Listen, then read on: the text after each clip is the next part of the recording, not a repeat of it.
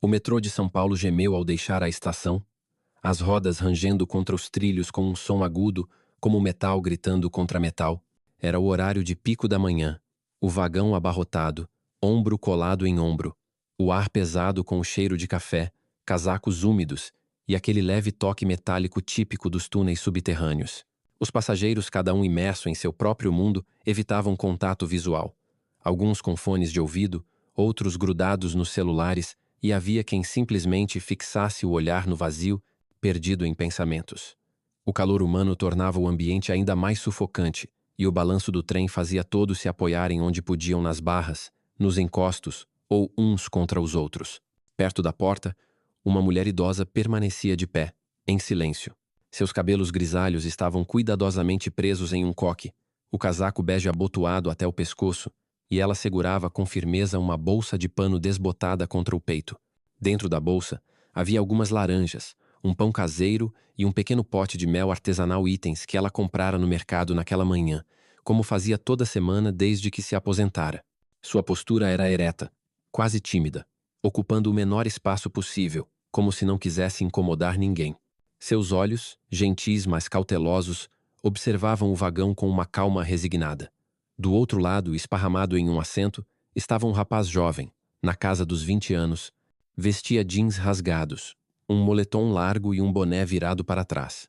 Seus olhos estavam fixos na tela do celular, os fones de ouvido deixando escapar o som abafado de um funk pesado. As pernas abertas ocupavam não só o seu assento, mas também o espaço do banco ao lado, que permanecia vazio. Ele tamborilava o pé no ritmo da música, alheio ao movimento ao seu redor. A mulher idosa esboçou um leve sorriso, a voz quase um sussurro. Com licença, você poderia me deixar sentar? O rapaz nem levantou os olhos. O trem tá cheio, tia. Quem quer lugar tem que chegar cedo. Sua voz era debochada, e ele esticou ainda mais a perna, como se estivesse marcando o território. Um homem de meia idade ao lado, de óculos e terno amarrotado, notou a cena, ajeitou os óculos e desviou o olhar, voltando ao seu jornal. Ninguém disse nada. A mulher não insistiu. Apenas ficou ali, de pé, balançando suavemente com o ritmo do vagão, os braços apertando a bolsa com mais força contra o peito. O trem deu um solavanco ao entrar em uma curva, as luzes piscando por um instante. A mulher segurou-se em uma barra, mas seu ombro roçou o braço do rapaz. Ele se afastou bruscamente, como se tivesse sido tocado por algo repulsivo, e vociferou. Não encosta em mim, sua velha. Algumas cabeças se ergueram, olhos espiaram por cima das telas dos celulares, mas logo voltaram ao seu isolamento. O rosto da mulher ficou vermelho, uma mistura de vergonha e surpresa, mas ela não respondeu. Apenas recuou um passo, tentando dar espaço, os dedos apertando a bolsa com mais força. O rapaz deu uma risada sarcástica, inclinando-se para frente e falando mais alto, como se quisesse a atenção do vagão. Tá vendo isso? Não dá para andar de metrô em paz com essa gente se jogando em cima da gente. Ninguém reagiu. Uma adolescente de uniforme escolar, do outro lado do corredor, hesitou, o dedo pairando sobre a câmera do celular, mas não gravou. O rapaz, sentindo-se encorajado pelo silêncio, apontou para a bolsa da mulher. O que tem aí, vovó? Alguma coisa que vale a briga? Ele riu, esticando a mão para tocar a alça da bolsa. A mulher balançou a cabeça levemente, a voz baixa. Por favor, não. Mas ele não parou. Com um movimento rápido, puxou a bolsa, não com força, mas o suficiente para que uma laranja caísse, rolando pelo chão sujo do vagão. O pote de mel deslizou, mas não se quebrou. A mulher deu um pequeno suspiro e se abaixou, os joelhos tremendo enquanto tentava recuperar a fruta. O vagão parecia prender a respiração. O rapaz inclinou-se ainda mais, o sorriso cruel nos lábios. E aí, vai engatinhar agora? É só uma laranja, relaxa. Ela não respondeu, apenas esticou a mão para pegar a fruta que rolara para baixo de um assento. A laranja estava agora perto do pé do rapaz. Ele a encarou por um momento, levantou o pé lentamente e, com um movimento deliberado, esmagou a fruta. O som foi abafado, mas o suco escorreu pelo chão, manchando o piso como se fosse sangue. Um murmúrio percorreu o vagão. A mulher olhou para cima, seus olhos encontrando os dele. Ele arqueou uma sobrancelha, inclinando a cabeça com desdém. E agora terminou? Ela não disse nada. Sua mão tremia, enquanto pegava a outra laranja, que ainda estava intacta, e o pote de mel, agora riscado, mas inteiro. As luzes do trem piscaram novamente, como se hesitassem em continuar acesas. Do fundo do vagão, entre a multidão de corpos, barras e ruídos, um homem ergueu a cabeça lentamente. Ele estava lá desde o início, uma figura discreta, com uma mão segurando a barra superior e a outra no bolso de um casaco de couro desgastado. Um par de óculos escuros cobria metade de seu rosto, e sua postura era firme, mas não chamava atenção. Era Roberto Carlos, a lenda do futebol brasileiro, o homem cuja perna esquerda já fizera história nos gramados do mundo.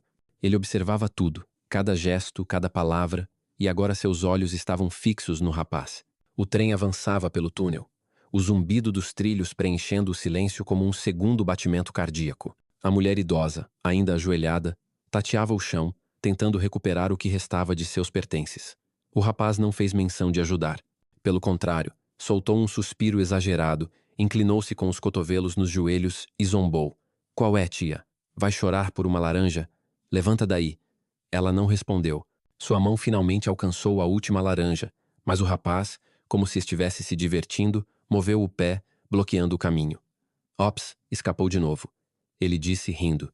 A mulher parou, os ombros curvados, não pela idade, mas pelo peso da humilhação pública. O vagão permanecia em silêncio, exceto pelo som das rodas e pelo murmúrio ocasional de alguém mexendo no celular.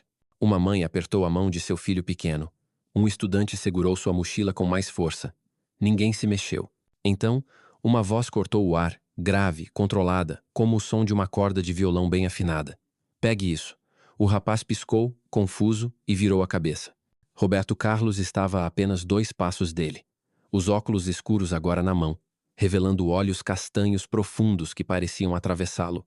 O casaco de couro rangeu levemente quando ele ajustou a postura. "O quê?"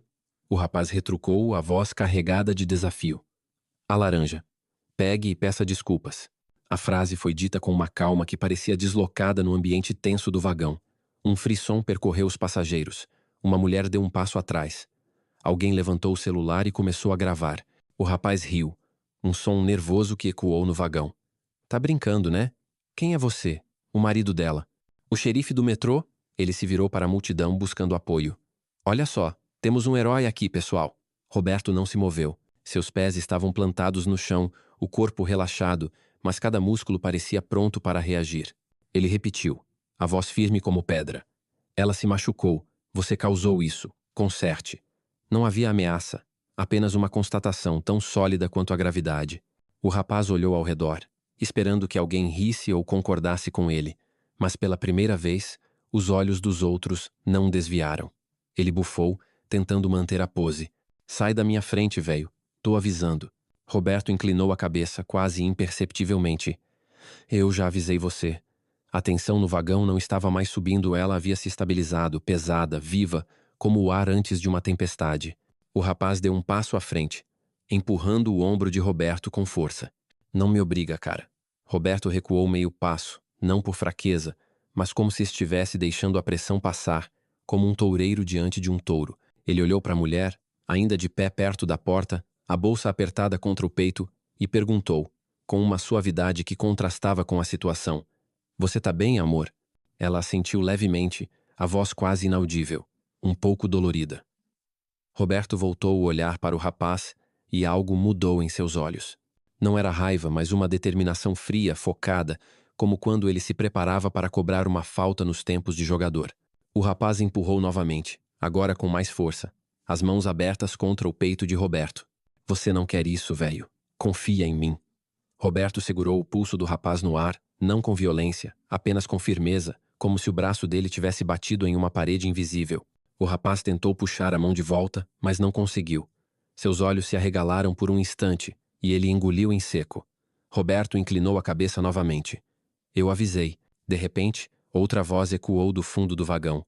"Tá precisando de ajuda, mano." Um segundo rapaz, mais corpulento, com uma jaqueta fechada até o queixo e fones de ouvido pendurados no pescoço, levantou-se de um assento a algumas fileiras dali. Ele era mais alto, mais pesado, e sua presença fez o ar parecer ainda mais denso. Roberto não virou a cabeça. O primeiro rapaz sorriu, recuperando a confiança. "Tá vendo? E agora, velho?" A mulher idosa, esposa de Roberto, apertou a bolsa com mais força, seus olhos fixos no marido. A situação não era mais sobre uma laranja ou um assento. Era sobre uma linha que havia sido cruzada, e Roberto já estava do outro lado. O rapaz deu outro empurrão, desta vez com as duas mãos, tentando reafirmar seu controle. Roberto absorveu o impacto, recuando apenas o suficiente para manter o equilíbrio. Seus olhos voltaram-se para a esposa mais uma vez, verificando-a antes de se fixarem novamente no rapaz. Última chance, ele disse. A voz tão baixa que quase se perdeu no ruído do trem, mas tão clara que todos no vagão ouviram. O rapaz riu, mas o som saiu forçado, rachado. Última chance para quê? Pegar a fruta da vovó? Sai fora, cara. Ele esticou a mão, empurrando o peito de Roberto com mais força. Desta vez, Roberto não recuou. Ele segurou o pulso do rapaz novamente, agora com um pouco mais de pressão, e o rapaz tentou se soltar, mas era como se estivesse preso em uma morsa. O segundo rapaz, o mais corpulento, avançou, os punhos cerrados.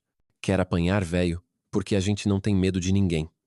Roberto finalmente virou a cabeça, seus olhos encontrando os do segundo rapaz por um breve momento antes de voltarem ao primeiro. Ele não disse nada, mas sua presença parecia sugar o ar do vagão. Os passageiros agora estavam totalmente atentos, os celulares erguidos, mas ninguém ria ou comentava. O silêncio era pesado, elétrico, como se o próprio trem estivesse esperando o próximo movimento. O primeiro rapaz, sentindo o peso daquele olhar, tentou rir novamente. Qual é, cara? Você acha que é quem? O Batman? Ele olhou para a multidão, esperando apoio, mas os rostos ao seu redor estavam mudos, os olhos fixos em Roberto. O segundo rapaz deu um passo à frente, agora ao lado do primeiro, os dois formando uma frente contra o homem de casaco de couro. Você tá ferrado, velho, disse o segundo, a voz mais alta, tentando intimidar. Roberto não respondeu. Ele apenas ajustou a postura, um movimento sutil, quase imperceptível, mas que fez o primeiro rapaz hesitar. Seus pés se afastaram um pouco mais, os ombros relaxaram, e suas mãos, ainda soltas ao lado do corpo, pareciam prontas para qualquer coisa. O primeiro rapaz, agora visivelmente desconfortável, tentou manter a bravata. Você não é nada, cara. Só um velho metido a valente. Ele empurrou Roberto novamente, mas desta vez, o movimento foi mais fraco, hesitante. Roberto não se moveu. Ele olhou para a esposa, que permanecia em silêncio, os olhos fixos nele, não com medo, mas com uma confiança silenciosa. Você tá machucada? Ele perguntou, a voz suave, mas firme. Ela assentiu, quase imperceptivelmente. Um pouco. Roberto voltou o olhar para o rapaz, e agora havia algo diferente em seu rosto. Não era raiva, não era orgulho, era propósito. Ele deu um passo à frente, reduzindo a distância entre eles a menos de um braço. O rapaz recuou instintivamente, as costas quase tocando a porta do vagão. Pegue a bolsa dela, Roberto disse. A voz tão calma que parecia uma ordem natural, como o sol nascendo ou a chuva caindo. O rapaz riu, mas o som saiu seco, sem convicção. Tá louco? Não vou fazer caridade para ninguém. Roberto não piscou. Não é caridade. É a última vez que peço com educação. O segundo rapaz, sentindo a tensão escapar de seu controle, avançou, os punhos cerrados. Você acha que a gente tem medo de você, velho? Aqui é nosso território. Você que tá de passagem. Roberto finalmente virou o rosto para ele e os olhos fixos sem vacilar. Já passei por coisa pior, ele disse, as palavras saindo como se fossem gravadas em pedra. Alguns passageiros estremeceram, não pelas palavras, mas pela forma como foram ditas, como se fossem fatos, não promessas. O segundo rapaz hesitou, seu avanço parando no meio do caminho. Roberto não pressionou. Ele apenas ficou ali, esperando, e o peso daquela calma era insuportável. O primeiro rapaz tentou recuperar o controle. Tá bom, quer a bolsa, idiota? Ele se abaixou, pegando a bolsa de pano com 2 dedos, como se fosse algo sujo, e a segurou no ar, na direção da mulher. Mas então, quando ela estendeu a mão, ele a deixou cair de propósito. A bolsa bateu no chão, a última laranja rolando, o pote de mel escorregando e rachando ao meio. O mel se espalhou pelo piso, um vermelho dourado brilhando sob a luz fraca do vagão. Um suspiro coletivo ecoou. Ops, disse o rapaz, com um sorriso sarcástico. Escorregou. Roberto olhou para o chão, para o mel espalhado, para a laranja que parou perto de seu pé. Ele olhou de volta para o rapaz, o rosto impassível. Você tem mãe? Perguntou, a voz quase gentil. O rapaz hesitou, pego desprevenido. O quê? Irmã? Alguém que você respeite? Roberto inclinou-se ligeiramente, os olhos queimando como brasas. Então você devia saber onde parar. Um murmúrio percorreu o vagão. O rapaz tentou manter a pose, mas seus pés se moveram, recuando um pouco. Sua confiança estava se desfazendo, transformando-se em algo próximo ao desconforto, talvez medo. Um homem do outro lado do corredor sussurrou. Ele tá falando sério. Ainda não havia socos nem gritos, mas todos sabiam que algo estava prestes a acontecer. O trem balançava suavemente, o som das rodas marcando o tempo como um relógio. Ninguém olhava mais para o túnel lá fora. Todos os olhos estavam em Roberto, no rapaz, na mulher com a bolsa rasgada. O rapaz ficou paralisado por um momento, preso entre o orgulho e um desconforto crescente. O homem à sua frente, com seu casaco velho e sua calma desconcertante, não havia levantado a mão, não havia gritado e ainda assim estava dominando a situação. O rapaz não entendia como, e isso o enfurecia. Ele deu um passo à frente, tentando recuperar o controle. Você acha que pode me assustar com essa pose de durão, velho? Roberto não respondeu. Acha que isso é filme? Ainda silêncio. O rapaz empurrou com força, as mãos contra o peito de Roberto. Ele não caiu, nem cambaleou. O movimento foi absorvido, como se o rapaz tivesse empurrado uma árvore. Roberto virou a cabeça lentamente, apenas o suficiente para olhar para a esposa, ainda segurando a bolsa rasgada, os dedos trêmulos. Tá machucada? Ele perguntou, a voz baixa. Um pouco, ela respondeu, suavemente. Roberto voltou o olhar para o rapaz, e algo mudou em sua expressão. O rapaz viu, tarde demais. Última chance, Roberto disse. O vagão inteiro ouviu, e o rapaz também. Mas em vez de recuar, ele fez o que pessoas como ele fazem quando sentem o poder escapando. Ele atacou. Empurrou novamente, agora com as duas mãos, com mais força. Roberto deu um único passo atrás, não por força, mas por intenção. O segundo rapaz, o mais corpulento, avançou pelo lado. Acha que vai sair daqui com essa cara de valentão velho. Aqui você vai aprender uma lição. Roberto ajustou a postura. Ele ainda não havia levantado as mãos. O rapaz à sua frente sorriu, esticando a mão para agarrar o ombro de Roberto. Talvez para empurrar, talvez para acertar um soco. Ele nunca completou o movimento. Roberto moveu-se. Quase imperceptivelmente uma mudança de equilíbrio, uma leve inclinação do corpo. Sua mão direita interceptou o pulso do rapaz, não com força, apenas guiando o movimento. O impulso do rapaz fez o resto. Ele tropeçou para frente, desequilibrado, e caiu contra a parede do vagão com um grunhido, o joelho dobrando enquanto deslizava para o chão, atordoado. Suspiros ecoaram pelo trem. O segundo rapaz xingou e avançou, os punhos cerrados. Roberto não hesitou. Seu braço esquerdo subiu, desviando o soco do rapaz, enquanto sua perna direita deslizou atrás do tornozelo do atacante. Com um leve movimento de quadril, ele redirecionou o peso do rapaz, jogando-o no chão com um baque seco. O vagão explodiu em ruídos, gritos, suspiros, celulares sendo erguidos novamente. Mas Roberto não disse nada. Ele apenas virou e olhou para o primeiro rapaz, agora de olhos arregalados, paralisado no meio de um passo. Você devia ter parado, Roberto disse. O rapaz tentou dizer algo, mas as palavras não vieram. Roberto deu um passo à frente. O rapaz recuou, depois recuou novamente, até bater na porta fechada do metrô. Ele olhou ao redor, sem saída. Roberto não avançou mais. Ele se abaixou lentamente, pegando a bolsa de pano rasgada e a laranja restante. Levou-a até a esposa, que tremia ao pegá-la, mas assentiu, não por medo, mas por saber quem ele era. Por um momento, tudo parecia resolvido. O primeiro rapaz estava encostado na porta, as mãos erguidas, não em rendição, mas em confusão. O segundo, no chão, gemia. O vagão estava em silêncio, exceto pelo som das rodas e pelo zumbido das luzes. Mas nem todos entenderam a mensagem. Sempre há mais um. Do canto oposto do vagão, onde as luzes piscavam e os assentos trepidavam, um terceiro homem se levantou. Ninguém o notara até então. Ele usava um capuz, as mãos enfiadas nos bolsos, e se movia com uma calma que contrastava com os outros. Não gritava, não fazia pose. Apenas caminhava, deliberadamente. Os passageiros mais próximos se afastaram. Uma mulher sussurrou, "Quem é esse?" Mas era tarde demais para responder. Enquanto Roberto se virava para a esposa, o homem avançou. Em sua mão direita, um cacetete curto e grosso, de plástico reforçado, brilhava sob a luz fraca. Ele o segurou baixo e golpeou. O cacetete cortou o ar, atingindo o ombro de Roberto com um som abafado, pesado, como uma marreta contra a carne. Roberto cambaleou, o ombro cedendo sob o impacto, mas ele não caiu. Sua esposa gritou. Vários passageiros exclamaram. Um celular caiu no chão. E assim, o vagão mergulhou no caos.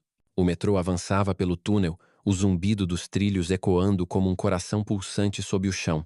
As luzes piscavam, lançando sombras tremeluzentes sobre os rostos dos passageiros, que permaneciam paralisados, os olhos grudados na cena diante deles. O terceiro homem, o do cacetete, ainda estava de pé, o peito arfando, o olhar frio fixo em Roberto Carlos, que se equilibrava contra uma barra de apoio, o ombro direito visivelmente dolorido após o golpe. O cacetete ainda balançava na mão do agressor, sua ponta brilhando sob a luz fraca do vagão. A esposa de Roberto, agora de pé perto da porta, segurava a bolsa rasgada com as mãos trêmulas, os olhos arregalados, mas sua voz cortou o ar com uma clareza inesperada. Para! O homem com o cacetete hesitou, os olhos se voltando para ela por um instante, antes de soltar um riso seco. Fica fora disso, tia. Ele deu um passo à frente, levantando o cacetete novamente, pronto para outro golpe. Mas Roberto, com a mesma calma que o tornara lendário nos campos de futebol, ajustou a postura. O ombro doía, mas seus olhos estavam alertas, como se o golpe tivesse apenas despertado algo dentro dele. Ele não disse nada, mas o movimento de seu corpo falou por ele. Agora era a vez dele. O vagão parecia encolher, o ar tão denso que era difícil respirar. O homem com o cacetete avançou, o braço descrevendo um arco no ar, mirando a cabeça de Roberto. Mas Roberto, com a agilidade de quem já desviara de carrinhos violentos nos gramados, inclinou-se para o lado, o cacetete passando a centímetros de sua orelha. Num movimento fluido, ele girou o corpo. A perna esquerda, aquela que já disparara chutes impossíveis, plantada firme no chão, enquanto a mão direita agarrou o pulso do agressor. Não foi um puxão violento, apenas uma pressão precisa, como se estivesse controlando uma bola em alta velocidade. O homem tentou se soltar, mas o aperto de Roberto era como ferro. Com um giro rápido de quadril, Roberto usou o próprio impulso do agressor contra ele, jogando-o contra a parede do vagão. O impacto foi seco, um baque que fez o cacetete rolar pelo chão, perdido entre os pés dos passageiros. Um grito abafado ecoou, seguido por suspiros de alívio e choque. O homem caiu de joelhos, segurando o braço, o rosto contorcido de dor e surpresa. Roberto não o seguiu. Ele recuou um passo, respirando fundo, o ombro ainda latejando.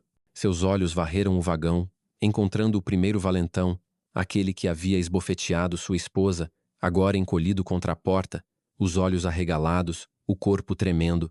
O segundo, o mais corpulento, ainda estava no chão, gemendo, a mão pressionada contra o peito após a queda. O terceiro, agora derrotado, não se movia, apenas ofegava, o orgulho esmagado tão completamente quanto a laranja no chão. Mas Roberto não estava ali para humilhar.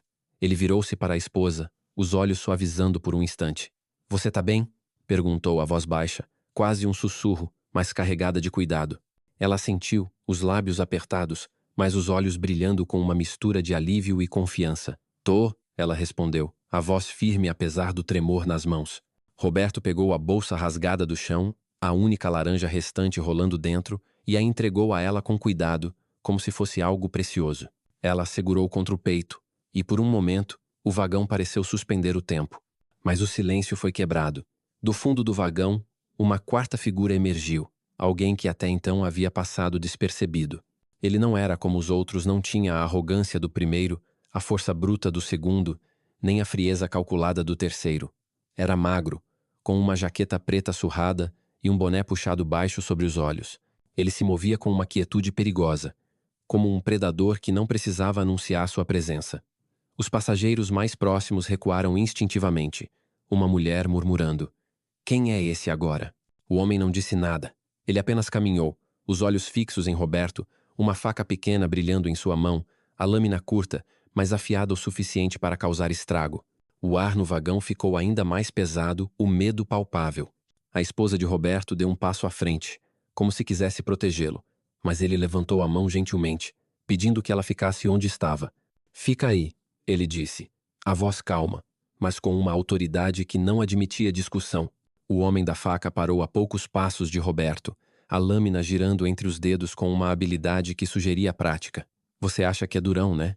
ele disse, a voz baixa, quase um sussurro, mas carregada de veneno. Acha que pode humilhar meus amigos e sair andando? Roberto o encarou, os olhos firmes, sem um pingo de hesitação. Não quero briga, ele disse. A voz tão clara quanto o som de um apito antes de um jogo. Mas você machucou minha esposa. Isso não fica assim. O homem riu, um som seco e sem humor. Sua esposa, ela que aprenda a não incomodar. Ele deu um passo à frente, a faca apontada para baixo, pronta para atacar. O vagão inteiro prendeu a respiração. Celulares ainda estavam erguidos, mas agora tremiam nas mãos dos passageiros. Uma adolescente, a mesma que hesitara em gravar antes, sussurrou para a amiga ao lado. Ele vai apanhar. Ou pior. Mas Roberto não parecia preocupado. Ele ajustou a postura, o corpo relaxado, mas pronto, como se estivesse se preparando para cobrar um pênalti decisivo. O homem da faca avançou, a lâmina cortando o ar em um movimento rápido, mirando o peito de Roberto. Mas Roberto, com a mesma precisão que o tornara um mestre das bolas paradas, desviou o corpo para a esquerda, a faca passando a centímetros de seu casaco.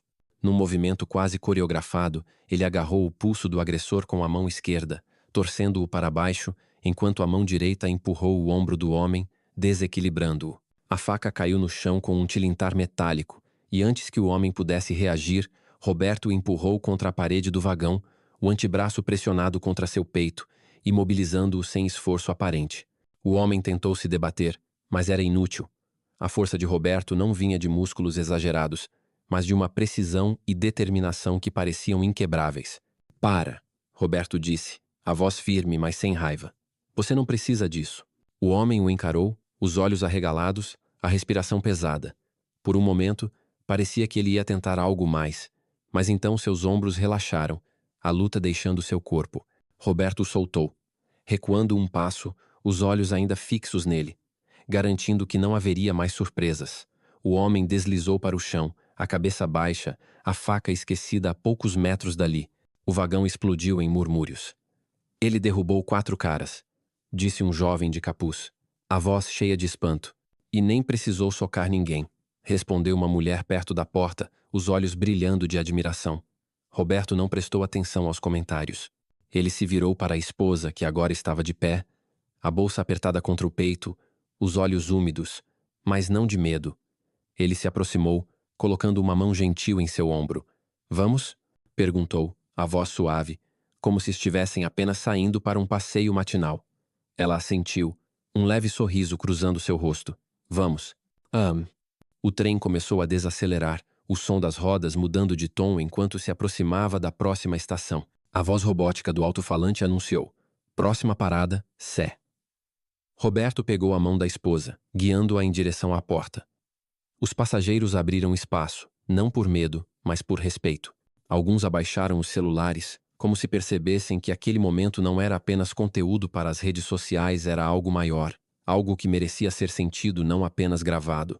Um menino de uns 12 anos puxou a manga da mãe e sussurrou. Mãe, é o Roberto Carlos? O jogador? A mãe não respondeu imediatamente. Ela olhou para Roberto, para a forma como ele caminhava ao lado da esposa, a bolsa rasgada pendurada em seu ombro, o rosto calmo apesar do ombro dolorido.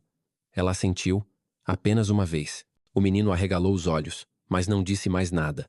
Perto da porta, um homem de cachecol cinza inclinou-se para a mulher ao lado e murmurou. Acho que é o Roberto Carlos mesmo. Ela não respondeu, apenas apertou a bolsa com mais força. Outro passageiro, do outro lado do corredor, disse em voz baixa. Você viu como ele se moveu? Nunca vi nada assim na vida real. No fundo do vagão, o primeiro valentão, aquele que havia esbofeteado a esposa de Roberto, ainda estava encolhido contra a porta, segurando o braço, o rosto pálido. Ele não dizia mais nada, não zombava, não tentava se explicar. Ele sabia agora que havia cruzado uma linha que não deveria. Os outros 3, o corpulento, o do cacetete e o da faca, permaneciam no chão, cada um lidando com sua própria derrota. Nenhum deles ousava olhar para Roberto. As portas do trem se abriram com um silvo, a luz fraca da plataforma inundando o vagão. Roberto virou-se para a esposa. Pronta? Perguntou. A voz tão gentil que parecia deslocada após tudo o que acontecera. Ela assentiu, e ele colocou uma mão leve nas costas dela, guiando-a para fora. Eles passaram pela multidão, os passageiros se afastando como se abrissem um corredor para uma figura quase mítica. Ninguém falou, ninguém aplaudiu, mas todos sentiram o peso daquele momento. Um homem perto da porta, ainda segurando o celular, murmurou para si mesmo. Era o Roberto Carlos. Ele não gravou mais, apenas guardou o telefone no bolso, como se quisesse preservar a memória em sua mente, não em um vídeo. A plataforma estava quieta, não silenciosa como o vagão, mas abafada, como se a cidade tivesse prendido a respiração por um instante. Roberto e sua esposa desceram do trem, seus passos leves na faixa amarela da borda. As portas se fecharam atrás deles com um baque pesado e o trem permaneceu parado por um momento, como se respeitasse a saída deles. Roberto não apressou o passo. Ele nunca fazia isso. Manteve a mão nas costas da esposa enquanto caminhavam pela plataforma, passando pelas colunas de azulejos e pelos cartazes desbotados. Ela olhou para ele uma vez, e ele retribuiu o olhar, sem palavras, apenas um entendimento silencioso que sempre fora suficiente entre eles. Atrás deles, no vagão, os passageiros começaram a se mover novamente, mas lentamente, como se acordassem de um transe. Os 4 valentões permaneceram onde estavam, derrotados, humilhados, sem coragem de levantar os olhos. Os celulares foram guardados, os murmúrios cresceram, e uma mulher, segurando a mão da filha, sussurrou. Foi como ver um herói de verdade.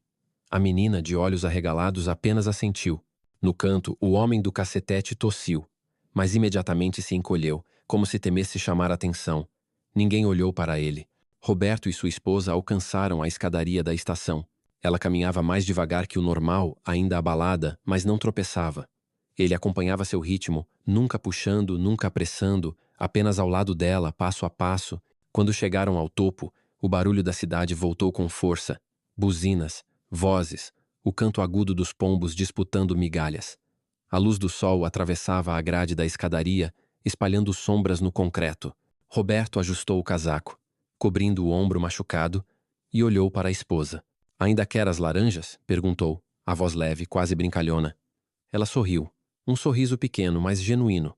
Só se estiverem maduras. Sempre estão, ele respondeu, com um meio sorriso. Eles atravessaram a rua, o movimento da cidade engolindo seus passos. Ninguém ali fora sabia o que havia acontecido no metrô. Ninguém os reconheceu, ninguém perguntou nada, e Roberto não ofereceu respostas. Um ônibus passou rugindo. Uma bicicleta cruzou a esquina. Uma mulher riu alto ao telefone. A vida seguia, alheia ao momento que acabara de acontecer abaixo do chão. Roberto tirou do bolso a lista de compras que ela escrevera naquela manhã, agora amassada, com uma mancha de sujeira de sua mão. Ele a leu com atenção, como se fosse um mapa. Eles viraram a esquina, entrando em uma pequena mercearia onde o cheiro de pão fresco misturava-se ao das frutas empilhadas.